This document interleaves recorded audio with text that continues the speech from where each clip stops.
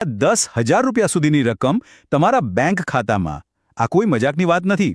હવે આ રકમ કેવી રીતે મળશે, શું કરવું પડશે, એ બધી જ વાત આપણે સ્ટેપ બાય સ્ટેપ સમજીશું. તો હવે મનમાં પહેલો સવાલ એ જ આવે કે ભાઈ આ ₹10,000નું ગણિત શું છે? કેવી રીતે મળશે આટલા પૈસા? બરાબર ને? પણ જરાય ચિંતા ના કરતા, બહુ જ સિમ્પલ છે. ચલો હું સમજાવું. આ જુઓ, અહીંયા બધું ચોખ્ખું લખેલું છે. માની લો કે 1 હેક્ટર જમીન છે તો ખાતામાં આવશે 5,000. અને જો 2 હેક્ટર જમીન હોય તો સીધા પૂરેપૂરા ₹10,000.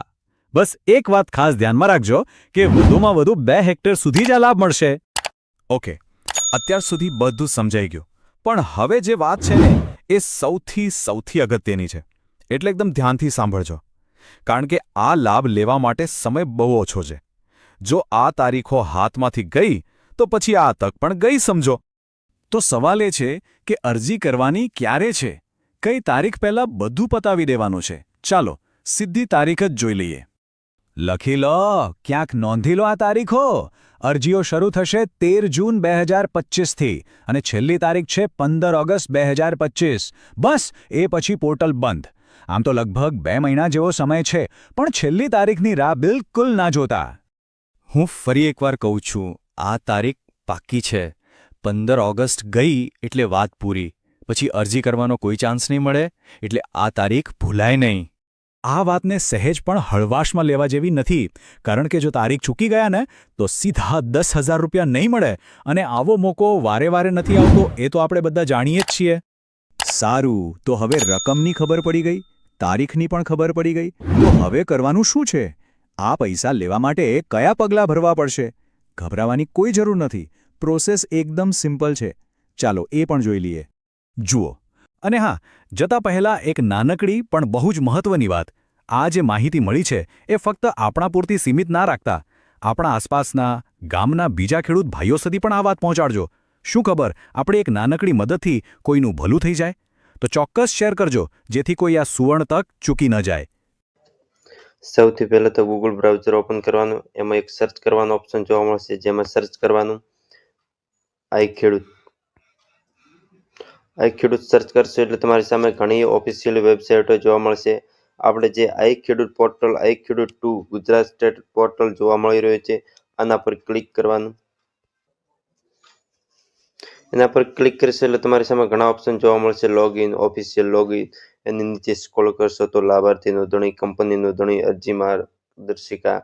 તો આપણે જે લોગિન ઓપ્શન જોવા મળી રહ્યું છે, આ લોગિન પર ક્લિક કરવાનું.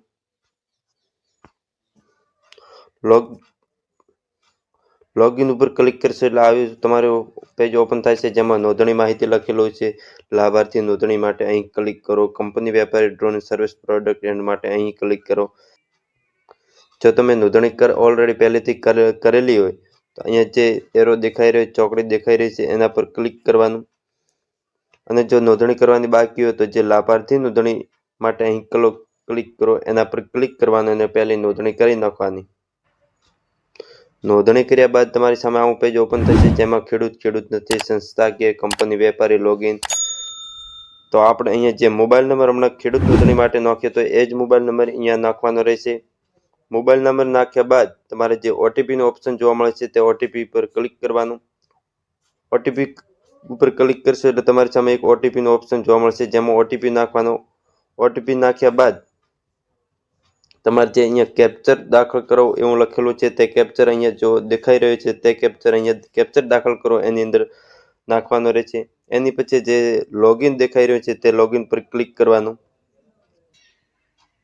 જેવું તમે લોગિન કરશો એટલે તમારી સામે આવું પેજ ઓપન થઈ જશે, જેમાં યોજનાઓ લખેલું છે. અને નીચે તમે સ્ક્રોલ કરશો એટલે રાજ્ય સરકારની જેટલી પણ યોજનાઓ ચાલી રહી છે તે અહીંયા બધી શો કરશે યોજનાઓ. તો આપણે ખેતી માટે ઇનપુટ સહાય લખેલું છે, આ સહાય માટે આપણે ફોર્મ ભરવાનું છે. તો એ સહાય માટે બધું જોવા માટે એની બાજુમાં સ્ક્રોલ કરવાનું. અહીંયા તમને એક દસ્તાવેજનો ઓપ્શન જોવા મળશે. એની બાજુમાં તારીખ જોવા મળશે, જે તારીખ 17/9/2025 થી 31/1/2026 સુધી આ યોજનાનો ફોર્મ ચાલુ રહેશે. તો ત્યાં સુધી તમારે આ ફોર્મ ભરવાનું રહેશે. એની બાજુમાં સ્ક્રોલ કરશો તો અહીંયા એક જોવા મળશે અરજી કરો, અને બીજું જોવા મળશે વધુ જુઓ. અહીંયા જે વધુ જુઓ એના પર ક્લિક કરવાનું.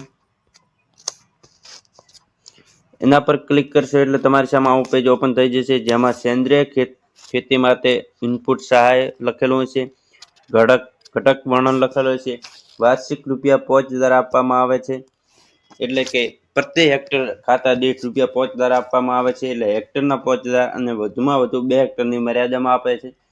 તો તમારે 2 હેક્ટર જમીન હશે તો તમને ₹10,000 દેવામાં આવશે. એનું ફોર્મ ભરવા માટે જે અરજી કરો લખેલો છે એ અરજી કરો એના પર ક્લિક કરવાનું. અરજી કરો એના પર ક્લિક કરશો એટલે તમારી સામે એક ફોર્મ ભરવાનું આવી જશે, જેમાં લાભાર્થીની વિગતો, બેંક વિગતો, જમીનની વિગતો, એટલે કે આ લાભાર્થી વિગતો પહેલી ભરવાની, પછી તમારી બેંક વિગતો ભરવાની, પછી તમારી જમીન વિગતો ભરવાની, અને એની નીચે જો સ્ક્રોલ કરશો એટલે તમારે બધું ડાયરેક્ટ ઓટોમેટિક લખેલું આવી જશે. નીચે સ્ક્રોલ કરવાનો છે.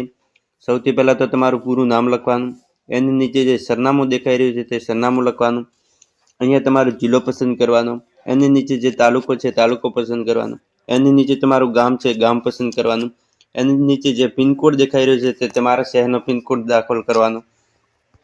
નીચે સ્ક્રોલ કરશો તો તમે લિંગ પસંદ કરવાનું કે છે, એટલે કે પુરુષ કે સ્ત્રી પસંદ કરવાની, એની નીચે જાતિ છે તે જાતિ પસંદ કરવાની, એની નીચે જો ઈમેલ છે તો ઈમેલ તમારી હોય તો ભરવાની, ન હોય તો કોઈ ફરજિયાત નથી.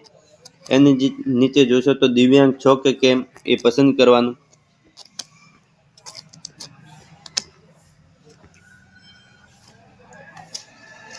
અહીંયા તમારે ખેડૂતનો પ્રકાર પસંદ કરવાનો, આના પર ક્લિક કરવાનું. ક્લિક કરશો એટલે તમારી સામે આવી જશે મોટા, નાના, સીમાંત, આ 3 ઓપ્શન જોવા મળશે, જેમાં 2 હેક્ટરથી વધુ જમીન હોય તો આ મોટા કરવાનું, જો 2 હેક્ટરથી થોડી જમીન હોય તો નાના કરવાનું, અને જો 1 હેક્ટર તેથી ઓછી જમીન હોય તો સીમાંત કરવાનું. જે તમારે લાગુ પડતું હોય તે અહીંયા ક્લિક કરવાનું. એની નીચે તમારો મોબાઈલ નંબર શો કરશે. એની નીચે તમે આત્મનિર્ભર રજીસ્ટર ધરાવો છો કે નહીં એ પસંદ કરવાનું રહેશે. તો આમાં દરેકમાં ના ઓપ્શન ક્લિક કરવાનું, તમારે આમાં કોઈ લખવાની જરૂર નથી. સૌથી નીચે તમારો આધાર નંબર જોવા મળશે, જે તમે 12 ડિજિટ આંકડા દાખલ કર્યા છે એ તમારો આધાર નંબર જોવા મળશે. એની બાજુમાં જે સેવ એન્ડ નેક્સ્ટ પર ક્લિક કરવાનું, એટલે તમારી સામે નવું પેજ ઓપન થઈ જશે.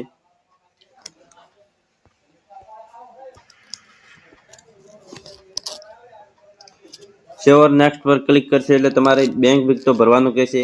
અહીંયા તમારે બેંક એકાઉન્ટ નંબર નાખવાનો રહેશે.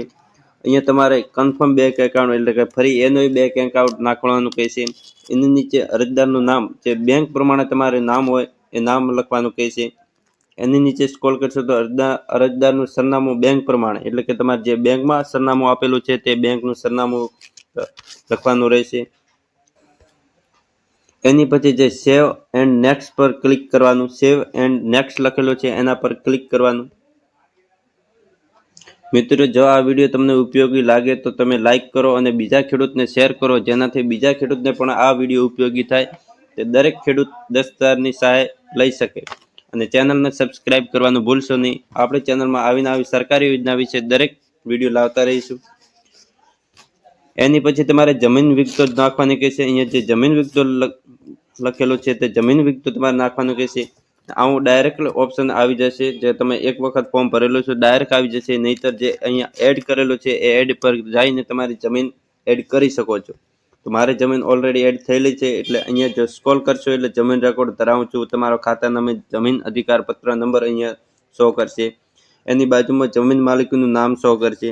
એની બાજુ જમીનનું નામ કે ના, જિલ્લો તમારો પસંદ કરવાનો રહેશે, તાલુકો તમારો અહીંયા શો થશે, ગામ શો થશે. તો તમારે સિમ્પલ જે આ અહીંયા રાઉન્ડ દોરેલો છે આ રાઉન્ડ ઉપર ક્લિક કરવાનું.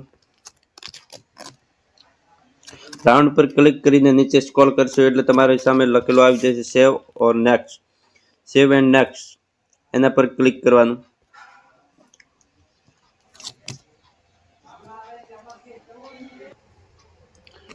સેવ એન્ડ નેક્સ્ટ પર ક્લિક કરશો એટલે તમારી સામે એક્શનનો ઓપ્શન જોવા મળશે, જેમાં તમારી દસ્તાવેજ આઈડી જોવા મળશે. અહીંયા 6709 મારી આઈડી છે તે નંબર જોવા મળશે. તમારે 7/12ના દસ્તાવેજ અહીંયા જોવા મળશે અને વર્ણન તમારે અહીંયા જોવા મળશે.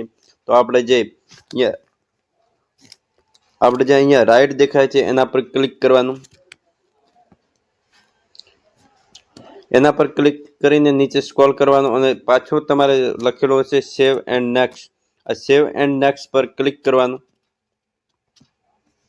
અપેડા માન્ય સંસ્થા એટલે શું? જો તમે સંજીવ એટલે કે ઓરિજિનલ ખેતી કરતા હો તો તમારી ખેતી ઓરિજિનલ છે એનું સર્ટિફિકેટ કોઈ સરકારી માન્ય સંસ્થા પાસેથી હોવું જરૂરી છે.